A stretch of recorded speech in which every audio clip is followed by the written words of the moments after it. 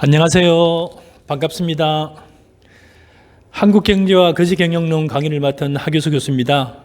여러분들 수업에서 만나야 되는데 본의 아니게 코로나 사태로 여러분들을 만나 뵙지 못하고 또 영상을 통해서 인사드리게 됐네요.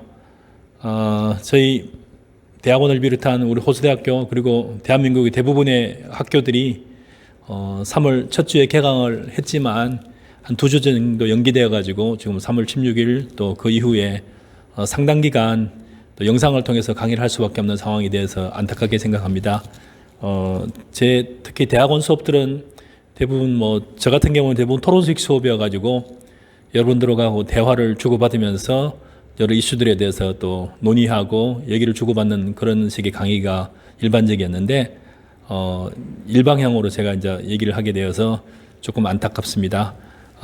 제 수업을 도와주고 있는 분은 지금 장수진 박사께서 지금 수업을 도와주고 있는데요. 어쨌든 불가피한 상황임을 또 감안해 가지고 여러분들을 통해서 영상을 통해서 수업을 한번 진행해 보겠습니다.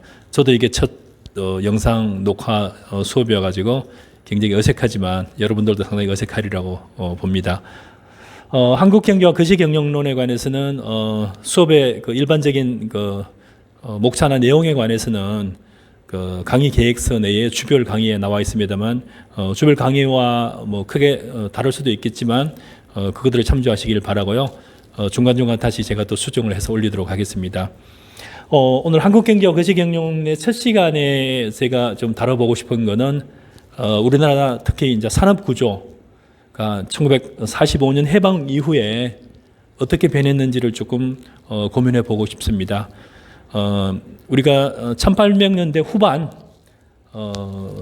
일본이 명치 유신을 1700년대 쪽이죠. 명치 유신을 하고 일본이 나름대로 산업의 급격하게 산업화를 이루고 또 일본이 급성장을 하면서 또 한국을 비롯한 특히 그때 당시 조선을 비롯한 여러 동남아로 활발하게 진출을 하던 시절에 우리나라는 이제 개방이냐 또 쇄국이냐를 가지고 치열한 당파 논쟁과 여러 과정들을 거치면서 우리나라는 그때 아시다시피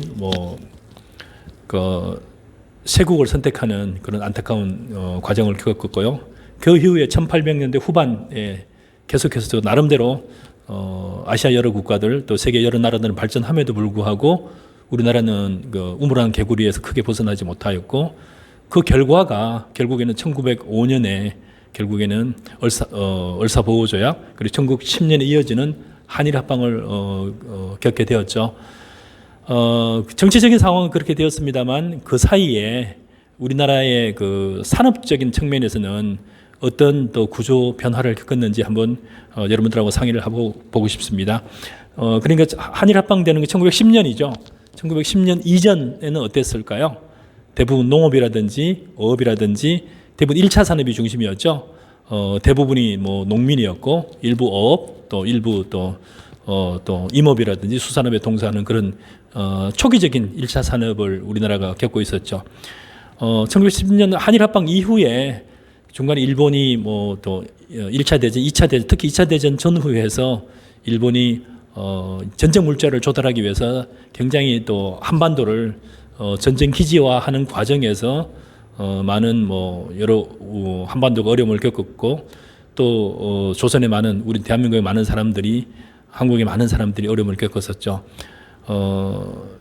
일반적인 사회 상황은 그렇게 됐지만 산업적인 상황으로 보면은 1920년, 30년, 특히 30년대를 거치면서는 우리나라 전체적으로 보면은 철도라든지 여러 산업들이 굉장히 일본의 말을 빌리자면 또 그리고 일부 또 역사학자들에 보면은 철도의 기반이 부산으로부터 시작해서 만주까지 이어지는 철도가 이어지게 되고 물론 철도는 그때 당시 조선 한반도를 위해서 대한민국 사람들을 위해서 만들어진 건 아니고 그것들은 순수하게 자기들의 전쟁 물자 조달이라든지 인력 조달이라든지 어떤 경우는 또 추탈을 하기 위한 도로로서 또는 어떤 경우는 또 전쟁 물자를 만주라든지 중국으로 이동하기 위한 수단으로서 굉장히 많이들 활용했죠. 그런 여러 과정을 겪으면서 겉으로는 굉장히 나름대로 산업의 기반이 어느 정도 조성이 되는 듯 했지만 결국에는 수탈의 도구로서 한반도가 이용되는 그런 과정을 겪었었죠. 그러면서 1945년에 우리나라도 많은 사람들이 독립운동에 참여했지만 결국에는 원폭 투하 등등 미국의 이라든지 연합군의 이제 압박에 의해서 일본이 항복을 하게 되고 1945년 독립을 하게 되죠. 독립 이후에 한국 전쟁을 겪기까지는 1945년부터 50년까지는 그 나름대로 여러 경제적인 또 산업적인 부분에서 노력은 했었다고 하지만 가시적인 부분은 크게 드러나는 건 없는 것 같습니다. 그리고 나서 1960년 또 4.19 혁명, 61년 또 5.16 혁명 등등을 거치면서 나름대로 그때까지도 산업적으로는 크게 많이 변화된 건 같지는 않습니다. 일제시대의 연장 그리고 그 이후에는 한반도의 정치적인 격변에 따라서 큰 요동을 쳤지만 산업적인 부분에서 크게 발전하지 않았던 것 같고요.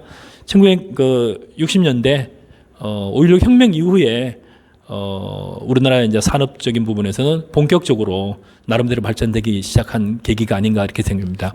그래서 1960년 이전과 이후가 굉장히 큰 변화가 있었고, 그리고 또 한일 합방 이전과 이후도 나름대로 산업적으로는 큰 변화가 있었습니다만은 뭐 크게 긍정적으로 평가할 부분은 많지 않으니까 저희가 생략을 하고 1960년대 이후에 그리고 오늘 이제 2020년 현재 우리나라 산업적으로 어떻게 변화를 했고 지금은 어떤 수준을 유지하고 있는지 세계적인 수준에서 이런 것들 한번 상의해 보면 좋을 것 같습니다. 1960년대가 이제 결국에는 5.16 혁명 이후에 사실 5.16 혁명 이후에 경제개발 5개년 계획이 5차 5개년 계획까지 여러 차례 시행됐는데 많은 학자들은 박정희 대통령이 만든 5개년 계획이 아니라 그 이전에 장면 정부라든지 등등의 정부에서도 많은 시도를 하다가 정치적인 격변에 따라서 마스터 플랜만 짜다가 말고 하면서 그런 과정에서 실행은 못하고 계속해서 도면상으로만 나름대로 경제개발 계획들을 세우고 했던 것 같습니다. 1960년 이후부터 본격적으로 우리나라가 5차 경제개발 계획을 1차, 2차, 3차 겪으면서 한 20년간이죠. 겪으면서 굉장히 많은 비약적인 발전을 했는데요. 그래서 결국에는 70년대 60년대부터 시작된 산업은 결국에는 경공업들이겠죠. 우리나라로 대표적으로 보면은 섬유라든지 일반 소비재 중심의 제품들이 만들어지게 되었고요. 이때 이제 일종의 2차 산업이 이제 태동을 하게 된 2차 산업 중에서도 경공업 부분이 이제 태동을 하는 시기가 되었고요. 1970년대를 거치면서 2차 산업의 경공업에서 70년대 중후반을 겪으면서 중후장대형 쉽게 얘기해서 제철이라든지 자동차라든지 또 80년대 들어서면서는 화학이라든지 그래서 나름대로 2차 산업들 중에서 1960년대 시작을 할 때는 굉장히 경공업 중심의 또 소비재 중심의 산업들이 나름대로 태동을 하게 되었고요. 시작을 하게 되었고 70년대에 들어서면서 나름대로 중공업들 그래서 이제 뭐 제철이라든지 자동차라든지 여러 산업들이 나오기 시작하면서 우리나라가 그리고 이제 70년대 중후반을 겪으면서 조선산업 같은 경우는 정말 바닥으로부터 출발해가지고 세계적인 그 조선사들이 나오게 되는 그런 계기가 되었던 것 같습니다. 그래서 1980년대를 겪으면서는 60년, 70년, 80년 약 한 20년 이상을 겪으면서 우리나라가 이제 이때부터는 나름대로 전 세계에서 가장 비약적으로 발전하는 나라가 아니었나 생각합니다. 그래서 60년대부터 시작해서 80년대 사이를 보면은 대부분의 사람들이 저도 시골에서 60년대생이고 시골에서 태어났습니다만 산골짜기에 태어났습니다만 이때 상당히 많은 인구들이 도시로 이동을 했었고 도시로 이동을 했다는 얘기는 상당히 많은 시골 사람들이라는 거 시골 사람들이 결국 1차 산업에 종사하는 상당히 많은 사람들이 2차 산업 경공업에 종사하는 것들 그 이후에는 또 일부 중공업이라든지 화학이라든지 뭐 이런 쪽 이동하는 그래서 상당히 많은 인구가 크게 산업적으로 봤을 때는 도시화 그리고 산업화 중에서는 특히 2차 산업 중심의 산업화가 집중적으로 진행된 시기가 아닌가 이렇게 생각이 됩니다. 그래서 1988년이 올림픽을 겪었습니다만 일종의 우리나라가 하이라이트가 아닌가. 이때 60년대부터 시작해서 1980년대까지 이어지는 20년간의 이 사이를 세계의 많은 경제학자들이 평가하기를 세계의 기적이다 또는 뭐 한강의 기적이다 이렇게 많이들 평가를 하죠.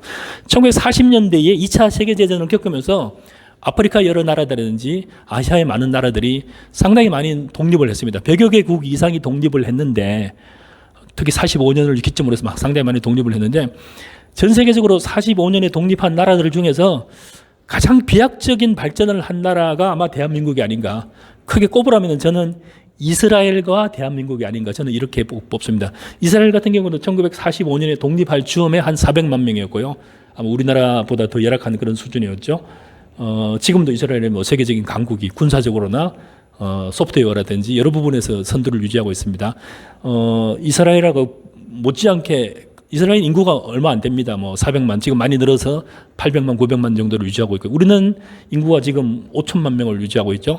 이렇게 나름대로 인구가 많은 나라들 중에서 그리고 제조업체에 보면은 저도 이스라엘 같은